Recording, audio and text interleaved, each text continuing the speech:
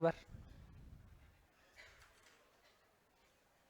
देखिए, एक तो स्थिति ये है कि यवतमाल वाले सोच रहे हैं कि हम एक ही गांव के हैं, तो कुछ पर्सनल बोलेंगे तो एक दूसरे को फिर पता चल जाता है और फिर एक दूसरा टांग खिंचाई करता है। तो बाहर वालों से, बाहर वाले कितने लोग हैं यवतमाल के अलावा? बाहर वाले ही काफ़ी हैं, तो बाहर वालों को तो कोई डर नहीं है।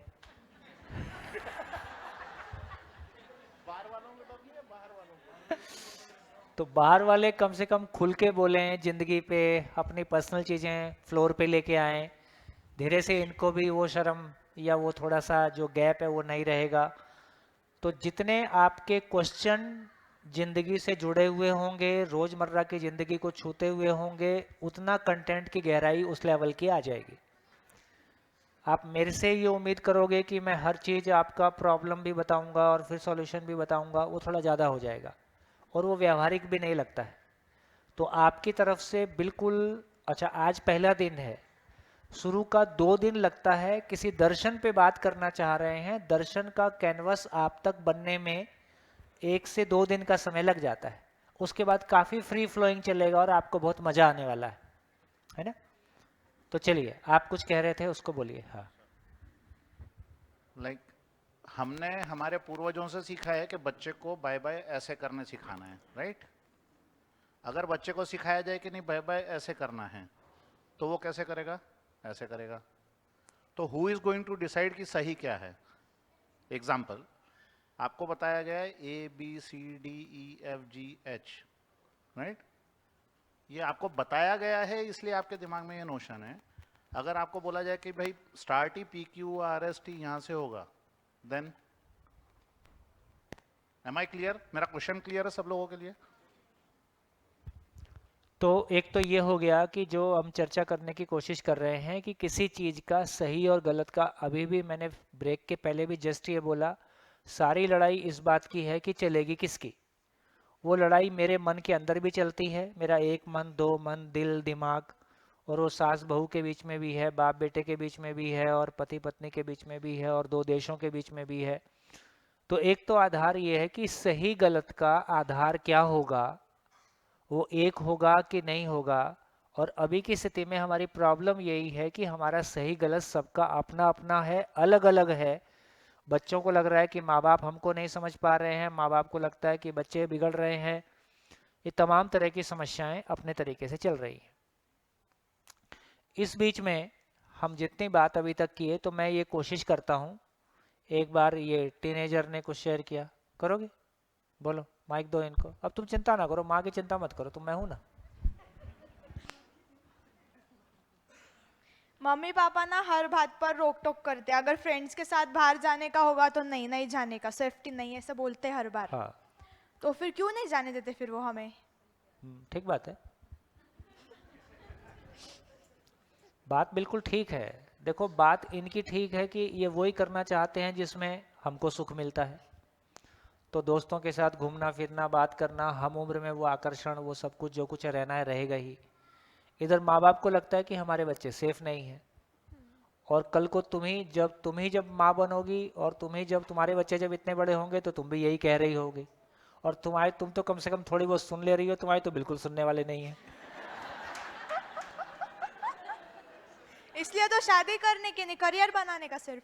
हाँ, तो शादी करने की नहीं है, ये नया थॉट बहुत कॉमनली आया है।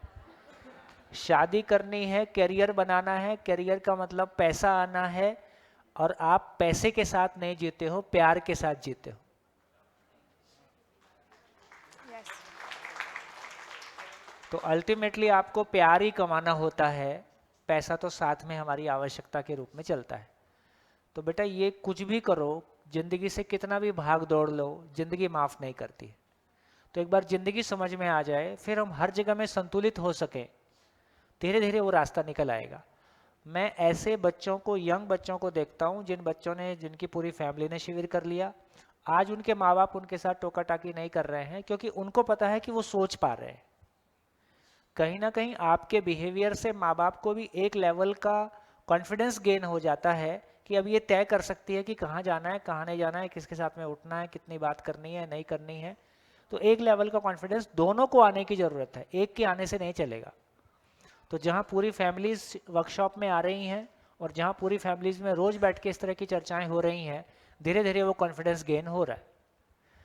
अभी पीछे हमारे वो ना शिल्पा दीदी के पिताजी थे शायद, हाँ जी, उनको माइक दीजिए, दीजिए दीजिए माइक दीजिए। कॉमन है वो सब, घर घर की कहानी है जो आप कह रहे हैं, जनरल क्वेश्चन है? हाँ हाँ उससे मैं समझ गया, मेरा प्रॉब्लम सॉल्व हो गया उससे। हाँ जी जी, बढ़िया। तो लगभग लगभग स्थितियां ये हैं, तो एक पूरे परिवार के समझने से चलेगा। फाइनली तो यही होगा, उससे कम में समझौता ही होगा, रास्ते तो नहीं निकलेंगे। ऐसे कम परिवार हैं जिनकी पूरी फैमिलीज आज और अभी शिविरों में आ जा रही हैं, और उनमें भी कोई रातों रात परिवर्तन नहीं आएगा, उसमें भी एक प्रोसेस, एक ड्यू टाइम लगता ही है। बाकी कल क्या होगा? कल ये होगा कि हम स्कूलों के माध्यम से यदि इस बात को दे पाए तो आने वाली सभी पीढ़ियों में चला जाएगा, तो फिर वो प्रॉब्लम नहीं आएगी जो आज हमारे सामने। आज ऐसे कितने बच्चे हैं जो अपने माँ बाप को लाना चाहते हैं, माँ बाप नहीं आ रहे हैं। कितने पतियां हैं, पति हैं, पत्नी को लाना चाह रहे हैं, पति पत्नी को लाना चाह रही है और नहीं आ पा रहे हैं। तो अभी की परिस्थितियां सभी घरों की एक जैसी नहीं रहेंगी, सब घर में अलग अलग परिस्थितियां ही रहेंगी। लेकिन कल यदि हम इसको शिक्षा में ले आए तो फिर शिक्षा में सभी के लिए उपलब्ध हो जाएगा, वो कल की स्थितियां वो बन सकती हैं। चलिए, तो मैं एक ऐसा मान के रिकैप करता हूं कि हम दोबारा से एक बार, कुछ लोग बताया गया कि दोपहर में लंच के आसपास आए हैं, और मैं सभी के लिए ये कहना चाहूँगा कि एक बार दर्शन की हम बात कर रहे हैं तो बेस बनने में 2 दिन लगेगा। 2 दिन के बाद हम बहुत फ्री फ्लोइंग चलने वाले हैं, और आपने जैसा सोचा नहीं होगा वैसा बहुत सारा मज़ा आपकी ज़िंदगी में हर तरीके का एक कॉन्फिडेंस बिल्डिंग और एक क्लैरिटी और एक सब कुछ आने वाला है, लेकिन हम साथ साथ चल पाए। चलिए, हम इस पूरी चर्चा को 3-4 भाग में कर रहे हैं। यदि मैं इसको कहूं तो एक ये कर रहे हैं कि भाई हम चाहते क्या हैं, इसके बाद हम चर्चा करेंगे कि हम कर क्या रहे हैं।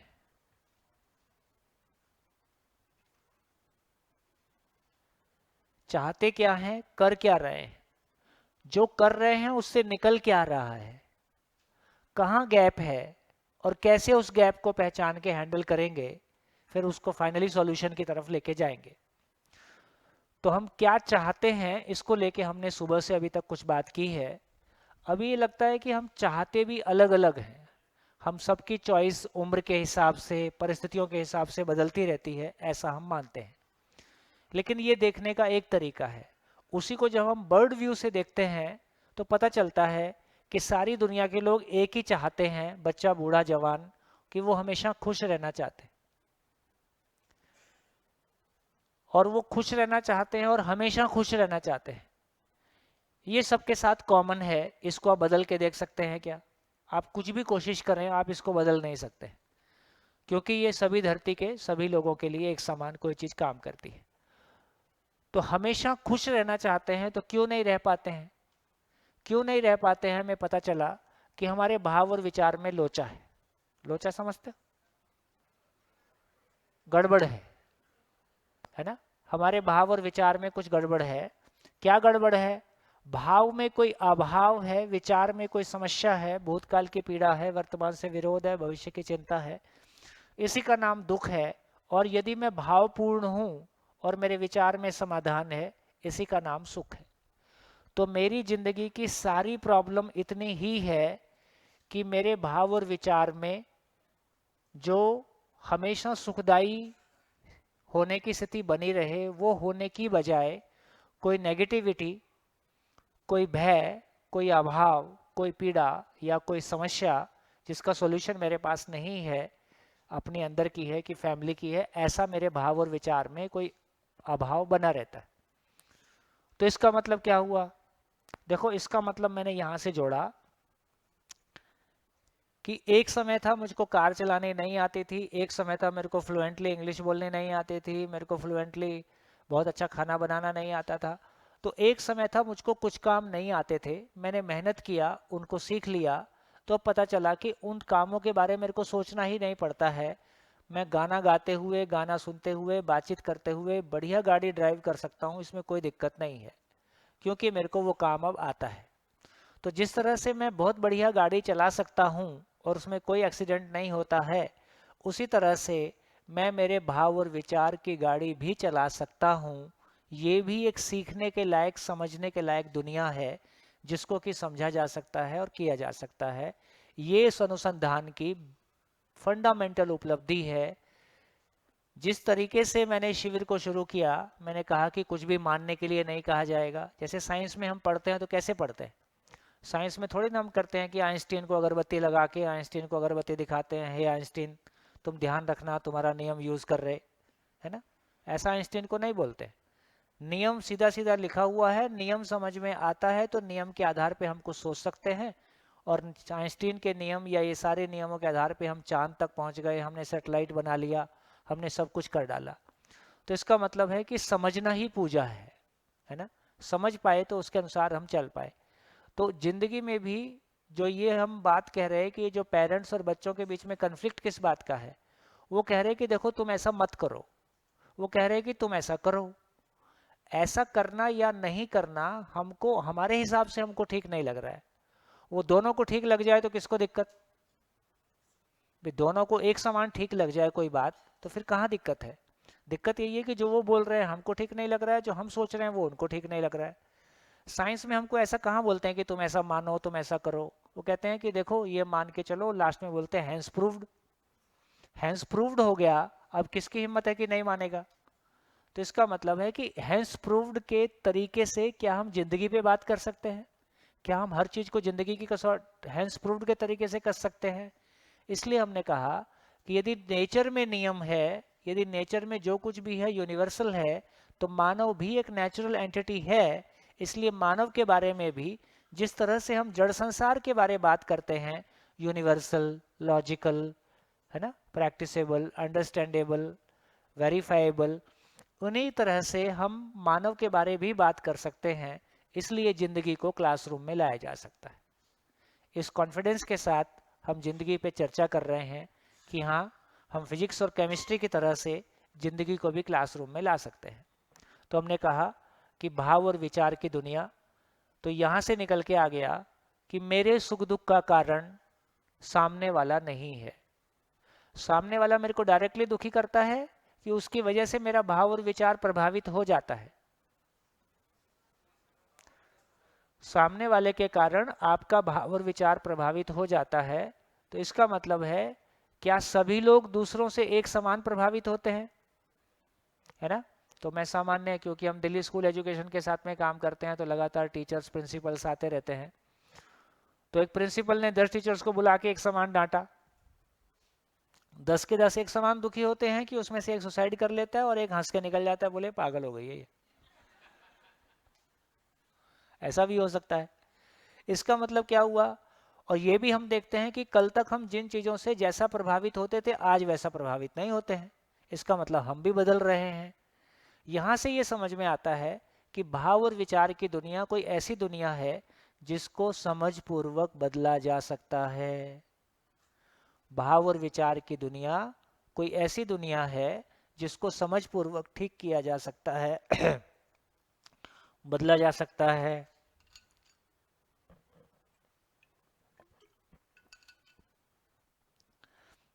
इसका मतलब क्या हुआ? इसका मतलब यह हुआ कि भाव और विचार की दुनिया पे हम यहाँ पे आ गए कि समस्या बराबर दुख है, समाधान बराबर दुख है। फिर हमने यहाँ एक बात करना शुरू किया था कि भाव और विचार को बदला जा सकता है। इसके मैं कुछ एग्जाम्पल आपको देके आपको ही भरोसा दिलाता हूँ कि कैसे बदल सकते हैं। मैंने आपसे पूछा हम समस्याओं से दुखी होते हैं कि नहीं होते हैं? सबने हाथ उठाया। अभी कोई नहीं उठा रहा है, अभी कोई ऐसा लग रहा है जैसे सुन ही नहीं रहा है ना? है ना? क्योंकि अब ये क्लैरिटी में आपके आ गया है। अब देखो सुबह से अभी तक में आपके भाव और विचार में चेंज हुआ कि नहीं हुआ? कितने लोग कह सकते हैं सुबह से अभी तक के हमारे भाव और विचार में चेंज आया? ठीक है, तो इससे समझ में आ गया यदि एक दिन में ही इतना काम हो सकता है तो साल 2 साल जम के मेहनत कर लिए तो यार जिंदगी पार हो सकती है, ये रोना गाना बचेगा ही नहीं, है ना? ये दुनिया बहुत हंसती खेलती हुई हो सकती है। कोई माँ बाप क्यों अपने बच्चों की ज़िंदगी में दुख देना चाहेंगे? क्यों पति पत्नी एक दूसरे की ज़िंदगी में दुख देना चाहेंगे? क्यों हमने अपनों से दुख पाया, अपनों को दुख दिया? क्या हम ऐसा चाहते हैं? कौन बच्चे अपने माँ बाप को दुख देना चाहते हैं? कोई ना बच्चे माँ बाप को दुख देना चाहते हैं, ना पति पत्नी एक दूसरे को दुख देना चाहते हैं। हम कोई किसी को दुख देना नहीं चाहते हैं, लेकिन सुखी होने की हमारी योग्यता नहीं है, हमारी वो क्लैरिटी नहीं है, इसलिए हम कुछ ऐसा करते हैं या प्रतिक्रिया में कुछ ऐसा होता है कि सामने वाला हमसे परेशान होता है और हम भी होते हैं। तो हमने कहा कि समस्याओं से दुखी होते हैं कि नहीं होते हैं? तो अब बताओ, जिंदगी में समस्या आए कि नहीं आए? और फिर पुराना सॉफ्टवेयर बीच में बोल देता है। तो अब ये सॉफ्टवेयर बदल गया है, किसी किसी का दोनों साथ साथ चल रहा होगा। तो अब ये समझ में आ गया कि समस्याएं मात्र इस बात की सूचना है कि आपका समाधान का टैंक खाली हो गया है। ये सूचना पता चले कि नहीं चले? पता नहीं चलेगा तो कहीं भी जंगल में खड़ा हो जाऊंगा, कहीं भी अटक जाऊंगा। तो समस्याएं मुझको मात्र ये बता रही हैं कि देखो, तुम्हारा समाधान इतना ही था, तुम्हारे पास और समाधान नहीं है, जाओ कहीं से समाधान लेके आओ ताकि आगे जिंदगी चल पाए। तो इससे ये समझ में आया कि समस्याएं मेरे भीतर के अधूरेपन को मेरे को बता रही है। अधूरापन पता चलेगा तो मैं उसको पूरा करूंगा। तो समस्याओं का आना मेरे विकास के लिए, मेरे विकसित होने के लिए एक आवश्यक प्रोसेस है।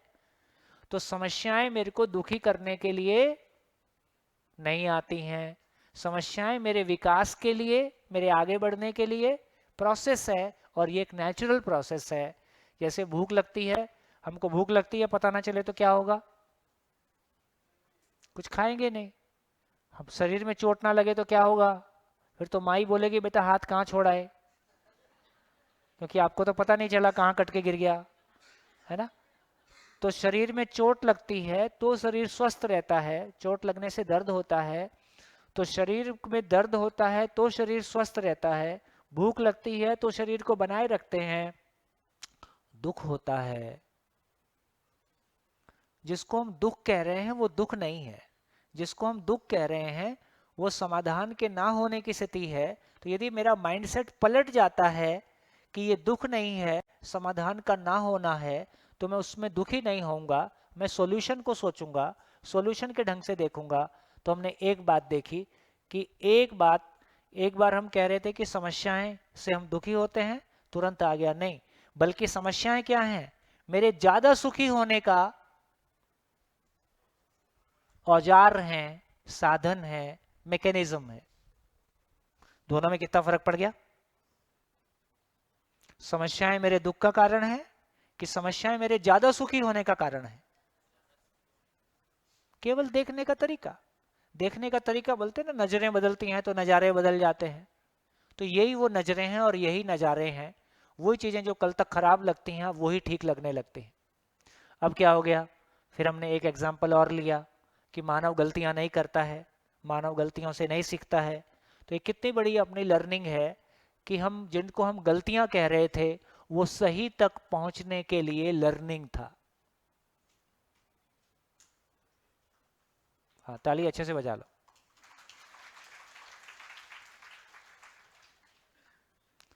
तो कैसा फिर आदमी के प्रति दृष्टिकोण ही बदल जाता है। अभी आदमी को हम क्या, वो शर गलती का पुतला है, ये अक्सर हो ही जाती है। अरे यार, आदमी गलती का ही पुतला है, ये गलतियां ही करने के लिए पैदा हुआ है।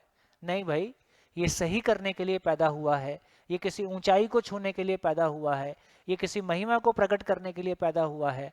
तो आदमी के प्रति हम उन अभिभूत नजरों से देखें, यार क्या बड़ी चीज को देख रहे। किसी प्लेनेट पे जाएं, अभी तो बोलते हैं ना पानी मिल गया, पानी मिल गया, खुश होते हैं। वहां आदमी चलता हुआ मिल जाए तो कैसा होगा? हाँ यार, आप बैठ चाय पियेंगे। आदमी चांद पे जाए, मंगल पे जाए और वहां चाय कॉफी पहले से मिल जाए क्या खुशी होगी। और यहाँ चाय वाय सब पिला रहे तो तुम नाराज हो रहे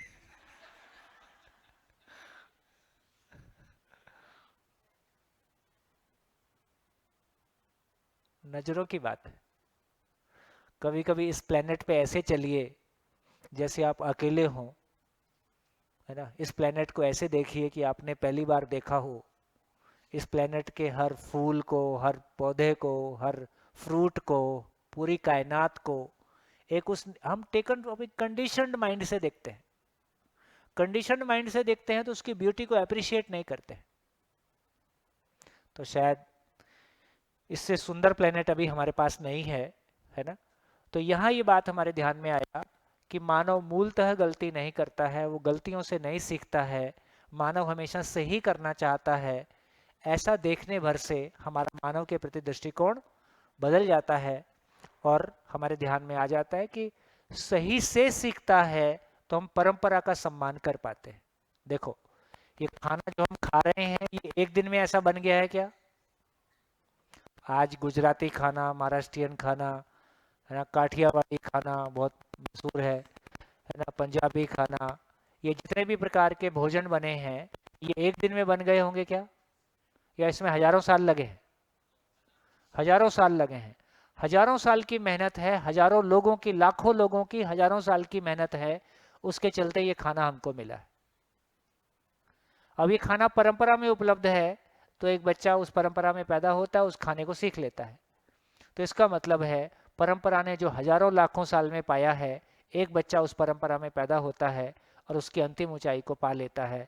तो मानव परंपरा का सम्मान कर पाएगा, हम सही का सम्मान कर पाएंगे। गलतियों से सीखता है तो मानव की महिमा को नहीं देख पाते, उसको बहुत छोटा करके देखते हैं, उसके प्रति शंका से देखते हैं, है ना, अधूरेपन से देखते हैं। तो ये बात हमारे ध्यान में आती है। तो हर दूसरे व्यक्ति को, अपने ही बच्चों को, अपने साथ काम करने वाले लोगों की इंटेंशन पे शंका नहीं करेंगे, अपने ही बच्चों की इंटेंशन पे शंका नहीं करेंगे, फिर अपने ही बच्चों के लिए लगेगा यदि वो ऐसा करना भी चाहते हैं तो उनकी इंटेंशन तो प्योर है कि वो खुश होना चाहते हैं, लेकिन वो खुशी की सीमा कहाँ तक है उसकी यदि उनको समझ नहीं है तो वो गलती कर ही सकते हैं। तो इसका मतलब है कि बेसिकली वो तो गलती तो वहाँ भी नहीं है, लेकिन कहीं ना कहीं सुखी होने की समझ हमारी नहीं है, तो कोई गलती हमसे हो ही सकती है। उससे हम कैसे बचें, उतना ही डर माँ बाप को रहता है। तो तीसरी बात हमने की कि ये 70-80 साल की मेहनत, और 70-80 साल की मेहनत पे क्या फल लगता है? जिसको हम अभी तक फल कह रहे थे वो शरीर का फल है। बच्चे पैदा होना शरीर का फल है, पैसा आ गया, नौकरी लग गई, ये भी शरीर के लिए है ना। कितना पैसा आएगा कि मैं हमेशा के लिए खुश रहूंगा?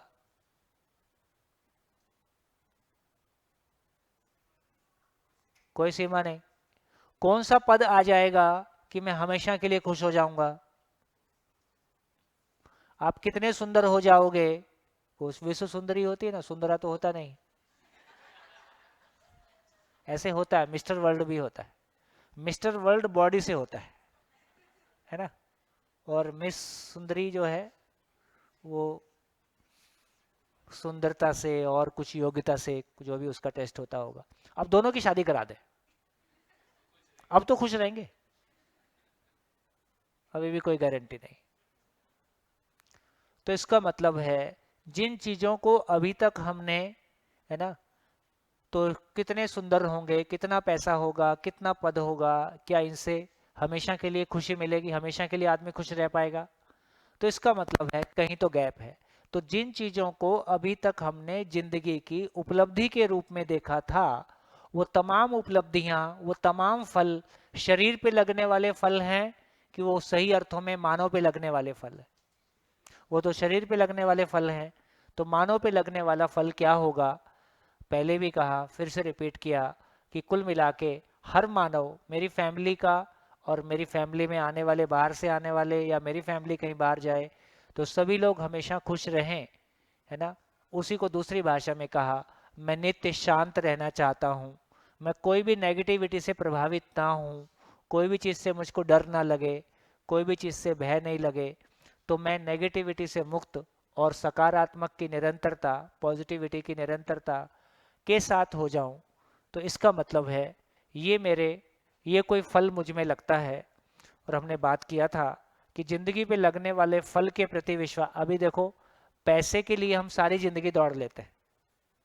अभी यदि उपलब्धि के रूप में देखें तो हम पैसे को ही उपलब्धि मानते हैं, और पैसे से गाड़ी आ गई, मकान आ गया, फ्रिज आ गया, एसी आ गया, इनको उपलब्धि के रूप में मानते हैं। लेकिन इन सब के बावजूद भी तो जिस सुख शांति की तलाश है परिवार में वो तो नहीं हुआ है। तो यहाँ कहीं ना कहीं इस बात पे ध्यान जाता है। तो इसका मतलब ये हुआ कि जिंदगी पे कोई फल लगता है, उस फल के प्रति मुझको कितना भरोसा है वो हमारे बीच में नहीं है। मैं बातें कह जरूर रहा हूँ, आप कितना उसको रिलेट कर पा रहे हो। हमने चूंकि मैं करीब 21 साल में इंजीनियरिंग पूरी कर लिया था, 20 साल 4 महीने, और 92 में मैंने जॉब से रिज़ाइन किया। 3 साल मैंने जॉब किया। मेरे को 1 साल जॉब करके समझ में आने लगा था कि मामला गड़बड़ है, ये गाड़ी वहाँ नहीं पहुँचती है। तो मैं 35 साल, तो मेरे को ये पहले से भी कुछ क्लैरिटी थी कि 2 वक्त मैं किसान का बेटा हूँ। कितने लोग यहाँ किसान के बेटे हैं? देखो सारे किसान के। मैं किसान का बेटा हूँ, छत और रोटी मेरे घर में है। तो छत और रोटी के लिए मेरे को काम नहीं करना है। जिंदगी कोई बड़ी चीज होगी, जिंदगी कोई अद्भुत चीज होगी, किसी बड़े कैनवस पे मैंने जिंदगी की कल्पना की थी। जब जॉब में आया तो उतना बड़ा कैनवस नहीं मिला। समझ में आया यार ये 2 वक्त की रोटी का काम है, तो मेरे घर में पहले से था। तो जब मैं 35 साल और इसी काम में 35 साल गुजार दूं, ये बहुत मुश्किल काम है। तो मैं पूछता था कि आखिर मैं चाहता क्या हूं। तो एक दिन मेरे भीतर से आंसर आया, जब जिंदगी का आखिरी दिन हो तो पछताना नहीं पड़ेगा, ऐसी स्थिति हो जाए। शरीर छोड़ते समय पछताना नहीं पड़े, ये कर लेता तो ये हो जाता, मैंने सही निर्णय नहीं लिया, तो कम से कम पछताना नहीं पड़ेगा, तो भी मैं मानूंगा कि मैं सही सोचा, सही दिशा में चला। यहाँ से फिर मेरे को हिम्मत आ गई। वहाँ से फिर मैंने ज़िंदगी के निर्णय लेने शुरू किए। तो ये तो समझ में आ गया कि जॉब ज़िंदगी नहीं है, लेकिन ज़िंदगी क्या है इसका पता नहीं था। फिर ज़िंदगी की तलाश में बहुत उड़ापटक की और कई साल बहुत सारे प्रयोग किए, बहुत सारे घर छोड़ा और फिर बस्तर ट्राइबल्स में चला गया और इधर सरकारों से झगड़ा, बहुत सारा कुछ किया। 7 साल नॉन स्टॉप पटाखा।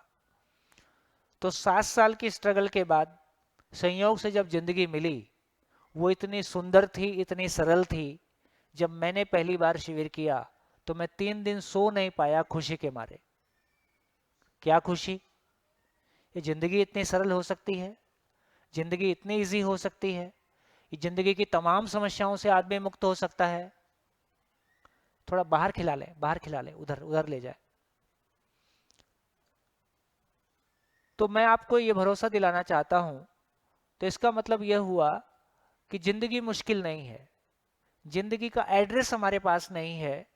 जिंदगी में हमने जिन चीजों को पहचाना वो शरीर का फल था, वो मानव का फल नहीं है, वो मानव पे लगने वाला फल नहीं है।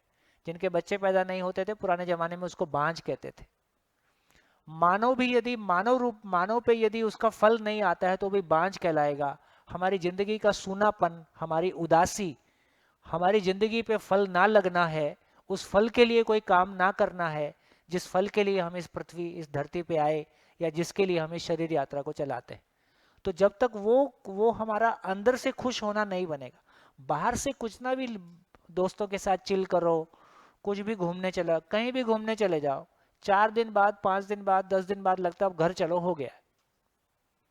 तो इसका मतलब है केवल हमने चेंज किया, परिवर्तन किया, परिवर्तन के बाद वो परिवर्तन फिर से रिवर्स मारता है। हम कोई ऐसी स्थिति को नहीं पाते हैं जिसको पाने के बाद लग जाए कि हाँ जो पाना चाहता था वो यही था और मैंने हमेशा के लिए पा लिया, और उसकी खुशबू कभी ना कम हो, उसका नयापन कभी कम ना हो। ऐसी कोई स्थिति को हम नहीं पाते। तो मानव की जिंदगी पे जो लगने वाला फल है उसकी क्लैरिटी जब तक अपने भीतर, उसके लिए आपने कोई कीमत अभी चुकाई नहीं है। इसलिए मैं शब्दों से भी कहता हूं तो आप कितना उसको इमेजिन कर पाते हो, जबकि फल आपका ही है, वो जिंदगी आपकी ही है। हो सकता है आने वाले 6 दिनों में हम उसको ज़्यादा बेहतर विजुलाइज कर पाएँ और ज़्यादा बेहतर उसको कंसीव कर पाएँ कि हाँ वाकई में जैसा मैं चाहता था इस बारे में बात हो रही थी। तो फल के बारे में मैंने बात किया, तो मैंने क्या बात किया? 3 बातें मैंने कही। अपनी ज़िंदगी का फल पता हो, उसका प्रोसेस पता हो, और कोई मेंटर हमारे साथ हो तो ज़िंदगी उतनी ही आसान है जैसे हाथ में हाथ डाल के हम वॉकिंग करते हुए चले जाते हैं और अपनी मंजिल तक पहुंच जाते हैं। ये ज़िंदगी में स्ट्रगल का कोई मतलब नहीं है, है ना। नेचर में स्ट्रगल बना हुआ नहीं है, हमको जिंदगी की समझ नहीं है, इसका नाम स्ट्रगल है। तो दोस्तों ये बात मैंने कही, और फिर फाइनली मैंने चौथी बात कही थी कि आखिर ये जिंदगी में इतनी उठापटक का क्या मतलब है।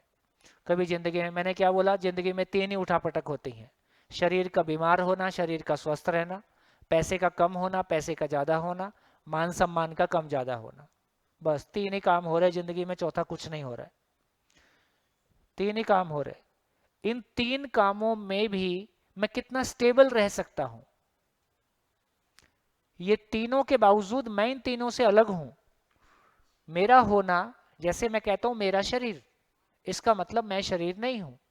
मैं कहता हूं मेरा मन, इसका मतलब मैं मन नहीं हूं। मैं कहता हूं मेरे विचार, इसका मतलब मैं विचार नहीं हूं। मैं कहता हूं मेरी, इसका मतलब मैं इच्छाएं नहीं हूं। मैं कहता हूं मेरी समझ, इसका मतलब मैं समझ भी नहीं हूं। तो मैं एग्जैक्टली क्या हूं? यदि मैं केवल शरीर होता तो खा पी के मस्त रहता और टन्न रहता और खुश रहता, लेकिन ऐसा नहीं है। आज हमारे बीच में, मैंने पहले भी कहा, हमने अपनों से दुख पाया कि परायों से पाया, साधन की कमी के कारण पाया कि संबंध की कमी के कारण पाया, संबंध की कमी पैसे की कमी है कि समझ की कमी है। अब ये समझ चीज क्या है? ये एक परिवार में होता तो मान लेते कम ज्यादा सभी परिवार एक जैसे ही हैं। इसका मतलब इस धरती पे जितना मानव अभी तक इवोल्व हुआ है, वो इवोल्यूशन की जर्नी में यहीं तक पहुंचा है कि उसने शरीर का फल पहचाना है, मानव के फल को नहीं पहचाना। मानव की जिंदगी में लगने वाले फल को नहीं पहचाना है, शरीर के फल को पहचाना है। शरीर को पहचाना है, शरीर के सुख को पहचाना है। मैं बिल्कुल नहीं कह रहा हूं कि शरीर का सुख खराब चीज है, मैं नहीं कह रहा हूं कि धन और पद खराब चीज है, पर ये जो मेरी जिंदगी में जो फल लगता है ये वो नहीं है। इसकी भी मेरी जरूरत है। मेरा शरीर साफ सुथरा हो, सुंदर हो, हमारा खाना पीना भी बढ़िया हो, हमारा मकान भी बढ़िया हो और गाड़ी भी बढ़िया हो और मन भी बढ़िया हो। मन बढ़िया नहीं है, गाड़ी कितनी भी अच्छी हो क्या फर्क पड़ता है? 2 करोड़ की गाड़ी लेके उसमें बैठे वाले लोगों का क्लेश आपस में हो गया है, मानसिक रूप से झगड़ा हो गया है, अब गाड़ी क्या करेगी? मकान में सारा संगमरमर लगा दिया, इधर सारा मरमर रहे हैं, है ना, संगमरमर इसमें क्या करेगा? तो मन अच्छा है, मन खुश है तो ही फिजिकल चीजों को भी एंजॉय कर पाता है। मन खुश नहीं है तो हम फिजिकल चीजों को भी एंजॉय नहीं कर पाते। तो यहां से ये मतलब निकला। तो 4 चीजों पे हमने बात किया। हम समस्याओं से दुखी नहीं होते, मानव मूलतः गलतियों से नहीं सीखता, सही से सीखता है। मानव की जिंदगी पे कोई फल लगता है और उस फल को पहचानने का प्रोसेस ये घटनाएं हैं। घटनाएं क्या हैं? ये सारी घटनाओं में जब स्वास्थ्य कम ज्यादा हुआ, संबंध कम ज्यादा हुआ, पैसा कम ज्यादा हुआ, तो मैं कितना घबराया, कितना स्टेबल रहा। इन सारी परिस्थितियों में मैं स्टेबल कैसे रहूं, ये मेरी जिंदगी पे फल लगता है। बात पहुंच रही? बात पहुंच रही? ये सारी बदलती हुई परिस्थितियों के बावजूद मैं नहीं बदलता हूं, मैं स्टेबल रहता हूं, मैं अप्रभावित रहता हूं। मैं अप्रभावित रहता हूं तो मुझको अपने ऊपर गर्व होता है, यार मैं स्टेबल हूं। और मैं छोटी छोटी बात पर रोने गाने लगता हूं तो मुझको अपने ऊपर गर्व कभी नहीं हो सकता कि मैं परिस्थितियों को संभाल सकता हूं। तो इस रूप में मैंने 4 बातें कही। ये 4 बातें होने से इसी को बोल रहे हैं स्वयं के प्रति विश्वास। स्वयं के प्रति विश्वास का मतलब है मेरे को हर परिस्थिति में सॉल्यूशन उपलब्ध है, हर परिस्थिति में मेरे पास सॉल्यूशन उपलब्ध है। इसका नाम स्वयं में स्टेबिलिटी है, इसका नाम स्टेबल स्टेट ऑफ माइंड है, इसका नाम फियरलेस माइंड है। मैं ऐसे स्थिति को पा जाऊं, ऐसी मनस्थिति को पा जाऊं जहां मेरे को स्वयं के प्रति विश्वास हो गया, जहां मैं भाव और विचार को, भाव और विचार पे मेरा अधिकार आ गया। मेरे भाव और विचार दूसरों से प्रभावित नहीं है, मेरे भाव और विचार स्वप्रभावित हैं और वो हमेशा सुखदायी है। ऐसा दूसरा होना चाहता है कि नहीं? दूसरा भी होना ही चाहता है। दूसरा ऐसा होना चाहता है, मैं उसको चाहता ही हूं मदद करना। दोनों के बीच में जो सार्थक आदान प्रदान है, इसी का नाम संबंध में तृप्ति है। स्वयं में तृप्ति आ गई, संबंध में तृप्ति आ गई, संबंध में तृप्ति आ गई, स्वयं में तृप्ति आ गई। अब मैं केवल, मेरी गाड़ी से मेरा सम्मान होगा, अब गाड़ी से मेरा सम्मान नहीं हो, गाड़ी मेरे आने जाने का साधन है। फिर मैं वस्तुओं से जोड़ के जब सम्मान को नहीं देखता, तो साधन की कमी और साधन की कमी का एहसास मैं दोनों को क्लियरली देखता हूँ। आने वाले समय में और इसको विस्तार से देखेंगे। तो हमने कहा एक स्थिति ये हो सकती है कि साधन की कमी है और कमी का एहसास भी है, इसका नाम गरीब है। हमारे परिवार में सर्वाइवल के लिए साधन भी कम पड़ता है, और जब मैं दूसरों से कंपैरिजन करता हूँ तो मैं अपने आप को छोटा आदमी महसूस करता हूँ, इसका नाम गरीब है। साधन की कमी किसी दूसरे को देखने से लग सकती है, लेकिन मुझको लगता है कि कोई साधन की कमी नहीं है, ये एक व्यक्ति का मॉडल हो सकता है ना। इसको हमने थोड़ा सा उधर डाल दिया, साधु सन्यासियों की तरफ डाल दिया। लेकिन एक परिवार ऐसा भी हो सकता है जहां साधन की कमी नहीं है, जहां साधन की कमी नहीं है लेकिन कमी का एहसास दूसरों के साथ कंपैरिजन करके बनाई हुआ है। इसको हमने अमीर को कैटेगरी में डाल दिया। तो ये अमीर क्या है, ये बेचारा, गरीब के पास भी मानसिक गरीबी है, गरीब के पास भी मानसिक गरीबी है, और अमीर के पास भी मानसिक गरीबी है। दोनों मानसिक रूप से गरीब हैं। अमीर की गरीबी बड़ी है कि गरीब की गरीबी बड़ी है? अमीर की गरीबी और बड़ी है। इससे ये समझ में आया, अमीरी गरीबी दोनों धरती का बोझ है। हम दोनों से मुक्त होना चाहते हैं। ना साधन की कमी रहे, ना कमी का एहसास रहे, इसका नाम समृद्धि है। समृद्धि का मतलब है आवश्यकता से अधिक होने का भाव। आवश्यकता से अधिक होने का भाव। कब होगा समृद्धि का भाव? जब आवश्यकता से अधिक होने का भाव होगा। नहीं तो दूसरों को देखकर जज करेंगे, दूसरों के जज होने से प्रभावित होंगे। आवश्यकता की पहचान होगी तो अधिक का भाव होगा। जैसे मेरे को पता है कि मेरे को 6 दिन शिविर चलाना है, तो 3 कलर के 3 पेन मेरे पास रहे, 9 पेन रहे, तो मेरी आवश्यकता से ज्यादा है। यदि 9 पेन का कोटा रखा है तो मेरे को ये कल्पना में भी नहीं आता है कि पेन की प्रॉब्लम आएगी क्या, है ना, क्योंकि मैं मेरी आवश्यकता को पहचानता हूं। यदि पेन के साथ मेरे को खेलना है तो कितने पेन की आवश्यकता है? अब कुछ नहीं कह सकते। तो जब तक हमारा लक्ष्य निश्चित नहीं है तब तक हम आवश्यकता को परिभाषित नहीं करते। तो इसका मतलब है हमने पहचाना, तो समृद्धि का मतलब है आवश्यकता से अधिक होने का भाव। आवश्यकता को पहचानने के बाद ये भाव आएगा। इसलिए बहुत बढ़िया सूत्र है, समाधान के बिना एक मानव समृद्ध हो नहीं सकता।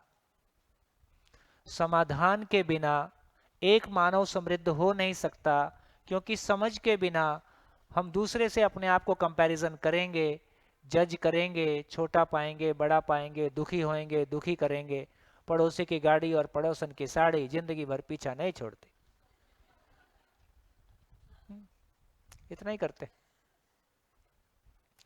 तो इससे हमारी क्लैरिटी बनी कि परिवार में समृद्धि का मतलब है अभाव से मुक्त परिवार।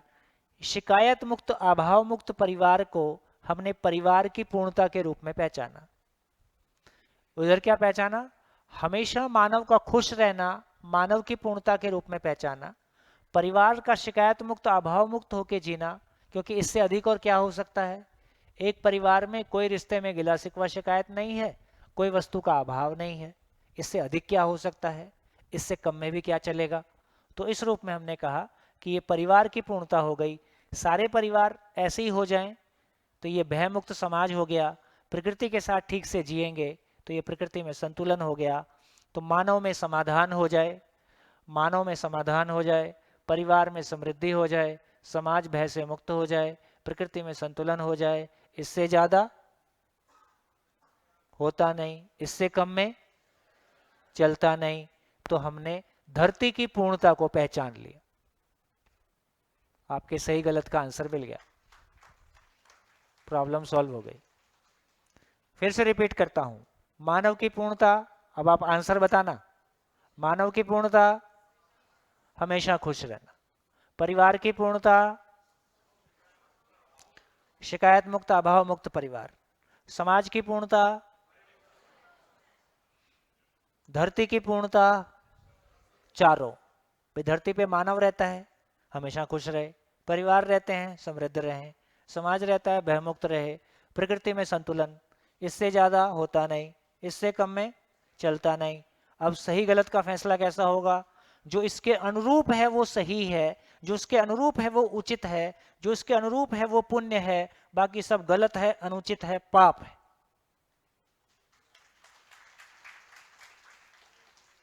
ये सार्वकालिक है, सार्वदेशिक है, सार्वभौमिक है। अरे ये बहुत बड़ी, ये मैं बहुत अप्रिशिएट करना चाहता हूं, यवतमाल के प्रति मेरा विशेष प्यार हो गया है।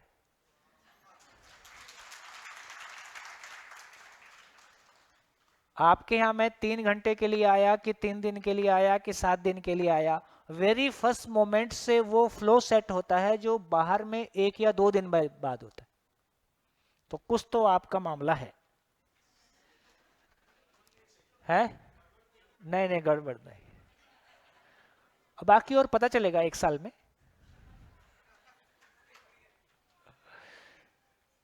1 साल में पता चलेगा। हाँ जी, तो अभी इसमें एक क्वेश्चन का आंसर मिल गया, सही गलत सबके लिए यूनिवर्सल है, ठीक हो गया। उचित अनुचित यूनिवर्सल है, पाप पुण्य यूनिवर्सल है।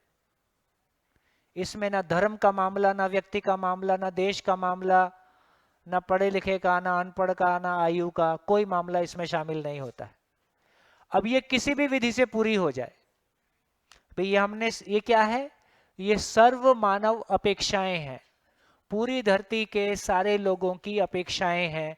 अब ये किसी भी तरीके से आप बोलो मुंडी नीचे करके सारी जिंदगी खड़े रहो तो पूरी हो जाएगी, तो ऐसे पूरी हो जाए।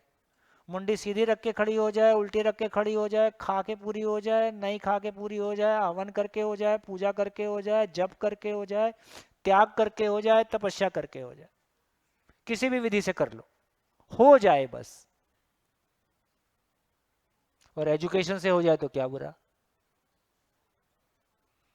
यदि हम एजुकेशन में इंजीनियरिंग कर पाए, मेडिकल साइंस कर पाए, हम कोई चीज को, यदि स्किल को हम ट्रांजिट कर पाए, तो हम समझ को भी ट्रांजिट कर पाएंगे। और शिक्षा ही एकमात्र धरातल है जिसने धर्म, जाति और तमाम भेदभाव को घोल के एक कर दिया। बोलिए कितने लोग कह सकते हैं हाथ उठा के कि बात हम तक पहुंच गई, ये बात हम तक पहुंच गई। तो पैसा लक्ष्य है, केवल पैसा कमाना लक्ष्य है कि मानव लक्ष्य है? और मानव लक्ष्य की बात कर रहे हैं तो पैसा उसमें शामिल है कि नहीं? कहां आएगा? समृद्धि में। तो समृद्धि होगी तो स्किल पूर्वक होगी। किसी के पास इंजीनियरिंग का स्किल होगा, किसी के पास मेडिकल का स्किल होगा, किसी के पास मैनेजमेंट का होगा, किसी के पास कोई स्किल होगा, किसी के पास खेती का होगा, किसी के पास गाय का होगा।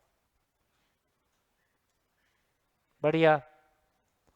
तो मैं सोचता हूं कि मैंने इतने ही बात की थी। हाँ क्यों नहीं। प्रकृति का सहअस्तित्व, इसमें सही बुरा में, पाप पुण्य में बहुत बार ऐसा संघर्ष होता है।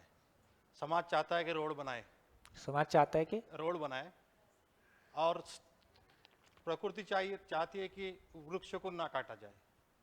देखो ये सब कुछ भी प्रॉब्लम नहीं है, वृक्ष काटने में कोई प्रॉब्लम नहीं है। आप खूब वृक्ष काटो, 10 काटो, 100 लगा दो, इसमें क्या दिक्कत है? कहाँ इतनी बड़ी टेंशन है भाई इसमें? ये तो बिना ही मतलब अटके रहते हैं।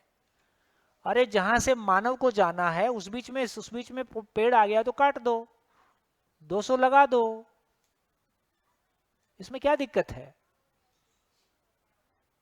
तो ये कुछ भी परेशानियां नहीं है, केवल इतना ही है कि अपने को चर्चा करके टाइम पास करना है, काम कुछ है नहीं जिंदगी में लोगों को, उतना ही बात है। हाँ जी, और बोलिए। माइक हाँ, ये 4 चीजों अब के हाथ पैरामीटर, ऐसे हिलाएं कि ऐसे हिलाएं, दोनों में कोई प्रॉब्लम नहीं। नहीं, मतलब ये 4 पैरामीटर्स पे सही जो उतरेगा उसको आप सही बोलेंगे, पुण्य बोलेंगे, ठीक बोलेंगे। क्या फिर से बोलो? ये जो 4 पैरामीटर्स है, सुख शांति संतोष, हाँ हाँ, सुख शांति संतोष आनंद। तो ये सारे पैरामीटर्स पे अगर कोई चीज खरी उतरते हैं तो ही उसको आप सही बोलेंगे, नहीं तो उसको ऑपोजिट, यानी नहीं प्रकृति तो के वो नियम के against अधूरी अधूरी है या गलत है? दैट इज, यानी जो अभी आपने बोला, तो कोई पर्टिकुलर पैरामीटर एग्जांपल के साथ में बताइए, जैसे कि ये चीज इसके वजह से सही है या इसके वजह से गलत है। देखो, मेरे को लग रहा है कि इस टॉपिक को थोड़ा पूरा ही कर दूं क्या? पूरा ही कर दूं? अब बात तो हो ही गई है और थोड़ी क्लैरिटी हो जाएगी। क्या कर रहे की बात करें,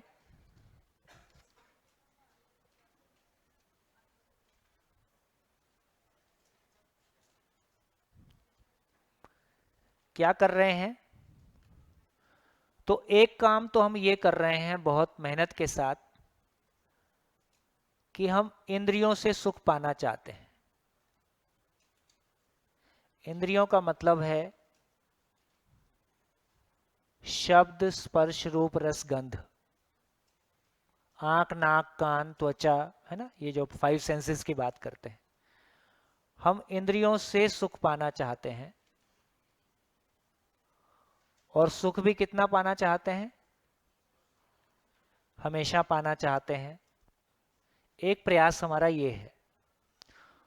दूसरा प्रयास हमारा ये है कि पहचान और सम्मान हमारी जरूरत है, और हम पहचान और सम्मान को कभी हम रूप के साथ जोड़ते हैं, मैं कैसा दिखता हूं, कभी शरीर के साथ बोलते हैं, कभी पद और कभी धन के साथ में जोड़ते हैं, और इन दोनों को पूरा करने के लिए जम के पैसा कमाते हैं। और ये पैसा कमाने के लिए फिर बहुत सारी गलतियां भी होती हैं, फिर जिनकी प्रतिक्रिया होती है।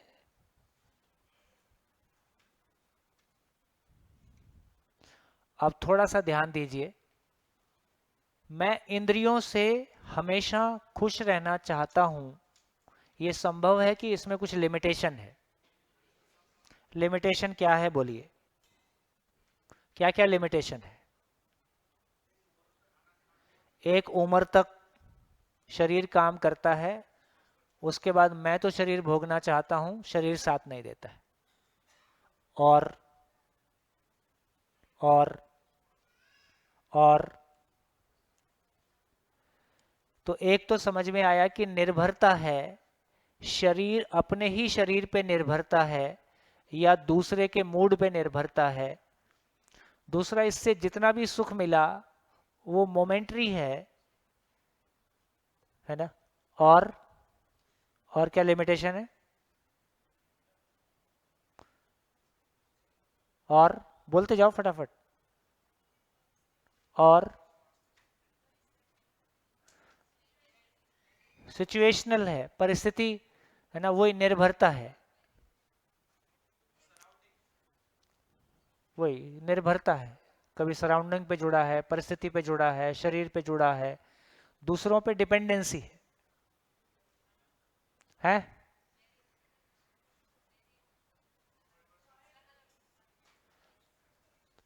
ये सबके लिए अलग अलग है, ये इसका बहुत बड़ा झंझट है। ये सबके लिए अलग अलग है और कभी भी एक नहीं हो सकता।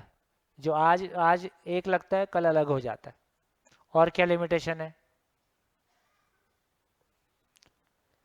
एक बड़ी लिमिटेशन है जिस पे अपना ध्यान चला जाए। जैसे यदि आप मान लीजिए बहुत फूडी हैं और बार बार आपको लगता है कि मेरा खाने पे नियंत्रण नहीं है, फिर कसम खाते हैं कि अगली बार से खाना नहीं खाऊंगा, ठीक से खाऊंगा, और फिर पसंद का खाना आ गया, फिर गई भैंस पानी में। तो आपको क्या लगता है, तो अपने लिए क्या क्या क्या अपने लिए क्या कंक्लूजन आता है? इंद्रियों पे मेरा नियंत्रण है कि नहीं है? नहीं है। जब भी आपको ये अपने में कंक्लूजन आता है कि मेरा इंद्रियों पे नियंत्रण नहीं है, तो मेरा स्वयं पे विश्वास बढ़ता है कि घटता है? घटता है। ये समझने लायक बात है, ये काम की बात। आपकी पत्नी हो, पति हो या मित्र हो, यदि सामने वाले के प्रति आपको लगता है कि यह आदमी इंद्रियों के मामले में नियंत्रित नहीं है, उसके प्रति हमारा विश्वास बढ़ता है कि घटता है? घटता है। इससे एक बात समझ में आ गया कि इंद्रियों के मामले में अनियंत्रित होना ये जीने के प्रति विश्वास के साथ डायरेक्टली प्रोपोर्शनल है कि इनवर्सली प्रोपोर्शनल है? इनवर्सली प्रोपोर्शनल है।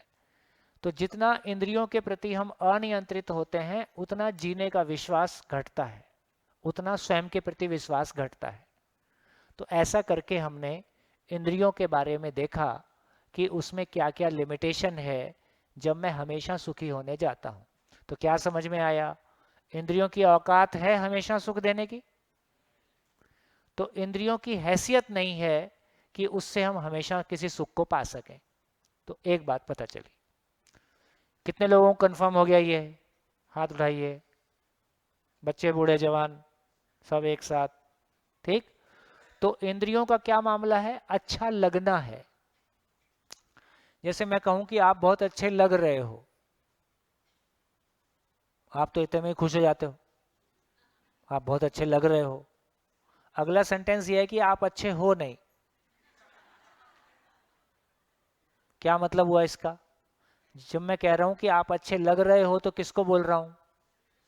शरीर, कपड़ा, पहनावा, नैन नक्श, तो ये अच्छा लगना हुआ। आप अच्छे हो नहीं, अब किसको बोल रहा हूं? आचरण, आचरण, भाव और विचार। तो आपके भाव और विचार अच्छे नहीं हैं। तो इसका मतलब है अच्छा लगना और अच्छा होने में क्या अंतर है? तो ये दुनिया अच्छा लगने की दुनिया है, ये दुनिया अच्छा लगने की दुनिया है, ये दुनिया अच्छा होने की दुनिया है।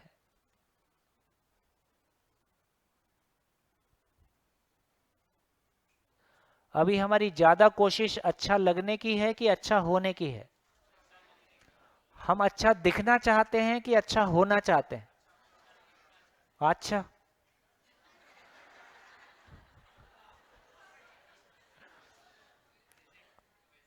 हम अच्छा दिखना चाहते हैं तो कपड़ा ब्रांडेड, ये सब क्या तमाशा है?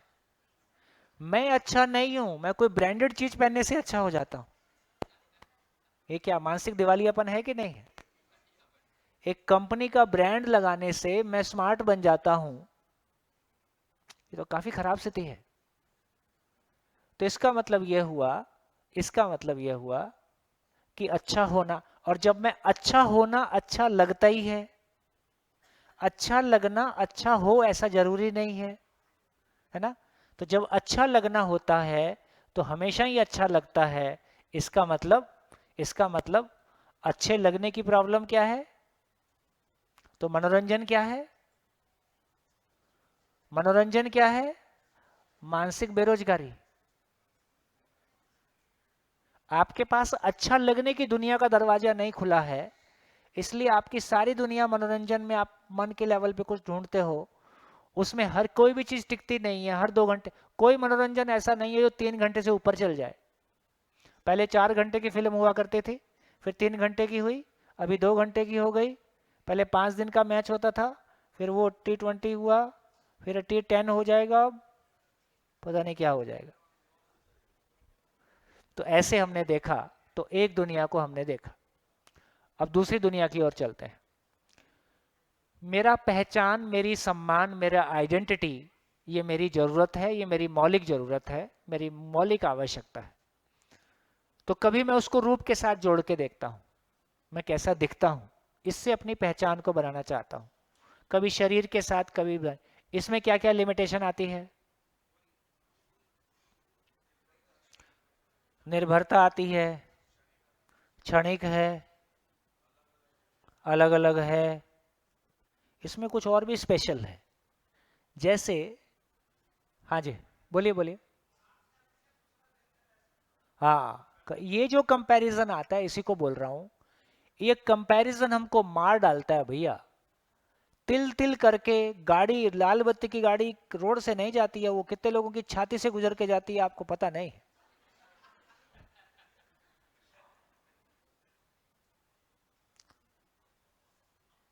तो ये जो नेगेटिव कंपैरिजन है, लगातार कंपैरिजन मोड में रहना, दूसरा अच्छा कि मैं अच्छा, वो बड़ा कि मैं बड़ा, ये समझने की जरूरत है। जैसे कोई आपके सामने 4 रोटी खाए तो आपको लगता है मैं 5 खा के दिखाऊंगा?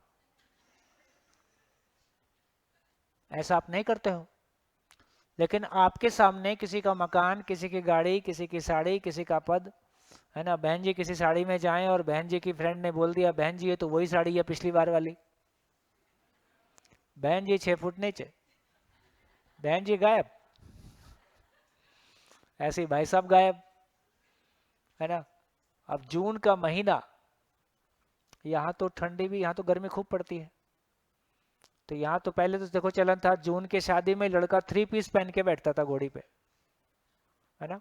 और दिल्ली की दिसंबर की साड़ियाँ, दिसंबर की साड़ियाँ, साड़ियाँ नहीं शादियाँ, शादियाँ इतनी ठंडी रहती है कि जलेबी ऐसे उठा के, गरम जलेबी उठा के ऐसे लेके आओ मुंह तक तो ठंडी हो जाती है, इतनी ठंडी होती है दिसंबर वगैरह में। और ओपन में शादियां होती हैं, तो दिसंबर की शादी ओपन में, हवा चल रही, और भाई साहब धुंध धुंध, आदमी आदमी को नहीं दिखे, ऐसी शादियों में भी महिलाएं सिंगल ब्लाउज में शादी कर रही, इनको ठंड नहीं लगती।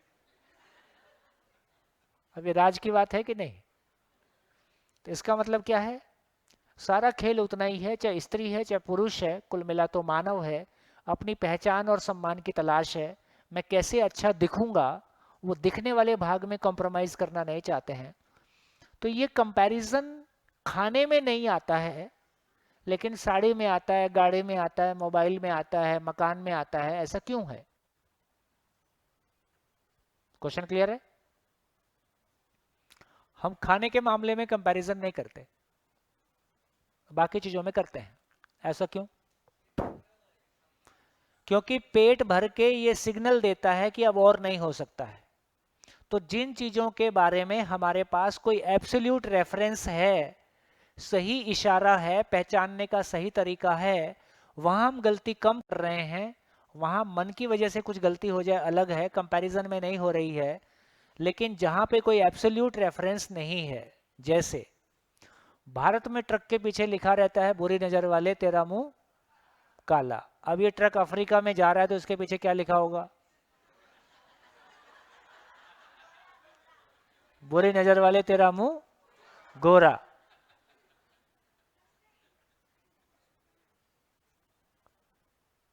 तो इसका मतलब है गोरा काला अपने आप में रिलेटिव टर्म है। सुंदरता, हर माँ को अपना बच्चा सुंदर ही लगता है, सुंदरता भी रिलेटिव टर्म है। जब इन सारी चीजों को आप देखते हैं तो रूप का अपने आप में कोई एब्सोल्यूट मापदंड नहीं है, रूप का भी नहीं है। और क्या है? कौन सा बल, कौन शरीर, कौन आदमी सबसे तगड़ा, उससे तगड़ा निकल ही आएगा। कौन सा पद सबसे बड़ा, उससे बड़ा निकल ही आएगा, या उस पद को लोग बड़ा नहीं मानते हैं। कौन सा धन सबसे बड़ा, इसलिए आप देखेंगे रूप, बल, धन, पद के आधार पर कोई भी व्यक्ति दूसरे को अपने से बड़ा मानने के लिए तैयार नहीं है। क्या आप इस आधार पे अपने आप को छोटा मानने के लिए तैयार हैं कि आप सुंदर नहीं हैं, आपकी हाइट कम है, आपके पास पैसा कम है, आपके पास पद कम है?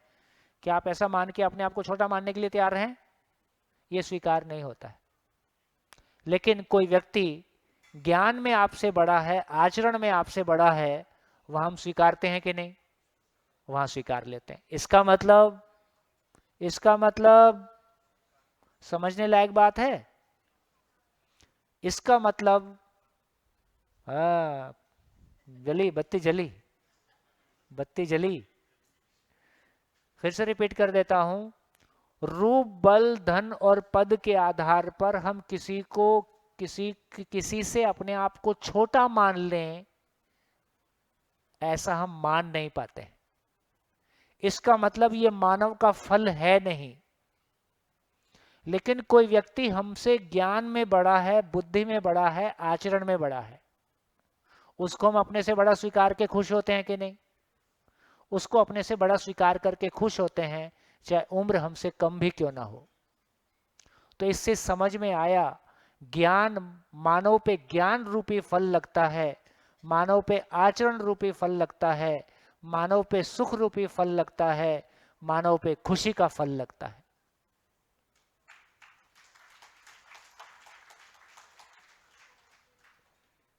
तो अब समझ में आया। और हमने क्या मान रखा है? रूप बल धन पद रूपी फल लगता है। अब इसमें और तमाशा देखो। तमाशा क्या है?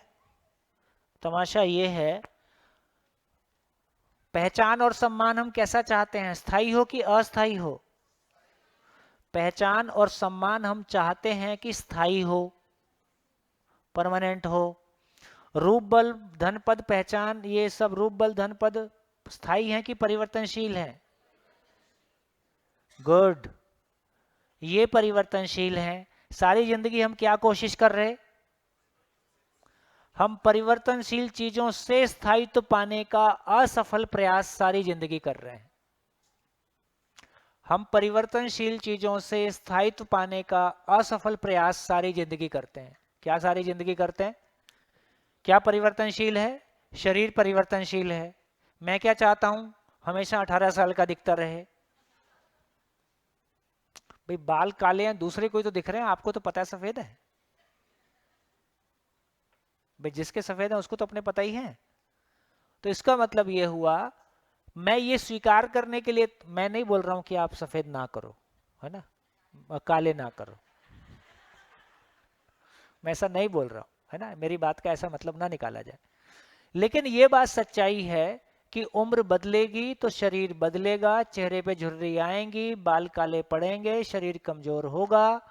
इसको स्वीकार किया जाए कि नहीं किया जाए? करना ही पड़ेगा। और नहीं कर पा रहे हैं, इसी का नाम दुख है। तो हम परिवर्तनशील चीजों को स्थायी कर देना चाहते हैं। क्या ये होने वाला है? रूप का नेचर ही है कि वो परिवर्तनशील है, शरीर का नेचर ही है कि परिवर्तनशील है, पद का मतलब ही है कि रिटायरमेंट है, और धन का मतलब ही है कि परिवर्तनशील है। इसका कुल मिला के हर्ष क्या होने वाला है? इसका हर्ष ये होने वाला है, इंद्रियों से सुखी होने के लिए धन की आवश्यकता है, पहचान सम्मान के लिए धन की आवश्यकता है, धन के लिए कईयों को निपटाने की आवश्यकता है। निपटाने का नाम ही भूतकाल की पीड़ा है। किसी को मैंने निपटाया है, किसी ने मेरे को निपटा दिया। भूतकाल की पीड़ा, कई आज भी मेरे को निपटाने की सोच रहे हैं। वर्तमान से विरोध, भविष्य की चिंता,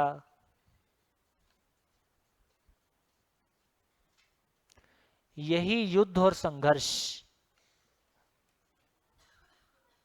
यही युद्ध और संघर्ष मेरे भीतर चलता है और बाहर भी चलता है। बढ़िया। कितने लोग ऐसा जीने की कोशिश कर रहे? कितने लोग ऐसा जीने की कोशिश कर रहे? इसको नाम दिया, इसका नाम है जिंदा रहना।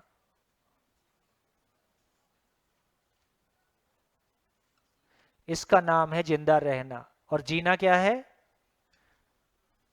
जीना नाम है इसका।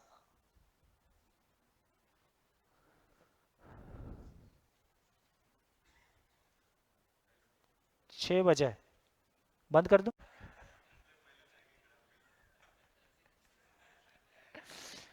तो अब ये बताइए, कितने प्रतिशत लोग इसी को जीना मान के जी रहे? तो कितने प्रतिशत लोग जिंदा हैं समाज में, कितने प्रतिशत लोग जी रहे हैं? ठीक हो गया। तो पूरे वर्ल्ड की पॉपुलेशन को देखें तो कितने प्रतिशत लोग जिंदा हैं, कितने प्रतिशत लोग जी रहे हैं? तो देखो आपके सामने वो आ रहा है जो धर्म और अध्यात्म से हम रिजॉल्व नहीं कर पाए, विश्व की सारी यूनिवर्सिटीज में जो नहीं पढ़ाया जाता है, वो आपके सामने लाने की कोशिश है। वर्ल्ड की 99.9% पॉपुलेशन जिंदा रहने को जीना मान रही है। क्या ये हो पाएगा? नहीं हो सकता। तो यदि मेरा एड्रेस ही गलत है, जो मैंने पहले भी आपसे कहा, यदि जिंदगी का एड्रेस ही गलत है तो कितने प्रतिशत लोग मंजिल को पाएंगे? हम 18 घंटे भी मेहनत करें तो भी। तो इसका मतलब है पहला काम है एड्रेस को ठीक करना। तो जीना क्या है और कहां गलती हो गई, इसको पहचानने की कोशिश करेंगे। सभा के लिए जोरदार ताली। शानदार।